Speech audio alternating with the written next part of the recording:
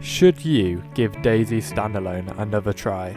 Over the past year, DayZ had made some massive improvements. It's been optimised, the entire player controller has been reworked so that it feels a lot less clunky, and the introduction of the much anticipated modding support.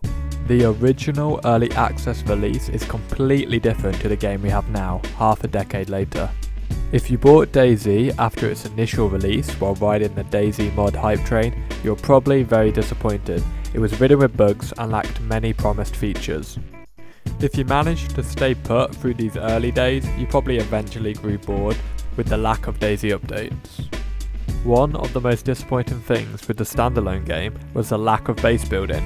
This was one of the main gameplay focuses of the mod, but on the initial release of the standalone, there was no base building. Eventually, they added barrels and tents, but these only allowed players to create small stashes hidden away in trees or ponds. And this was a huge disappointment. But now, since 1.0, we have a hardcore base building focus with walls, watchtowers, gates and even electricity. The DayZ player base has been on a decline ever since its initial release, but since coming out of alpha, it's finally making a comeback. The game has been completely reworked, all the features were ripped out to bring DayZ back to its bare bones and then slowly reintroduced, fully finished and well polished. This was all within the last 4 updates. The game is now frequently updated every 6 to 8 weeks. This is fairly quick compared to how long it used to take them to get updates out during the early access period. This keeps the content flowing and the game interesting and gets rid of any nasty bugs quickly. And yeah, DayZ still has its bugs, it's a staple of the game now. However, none of them are game breaking and normally require a simple fix by the player.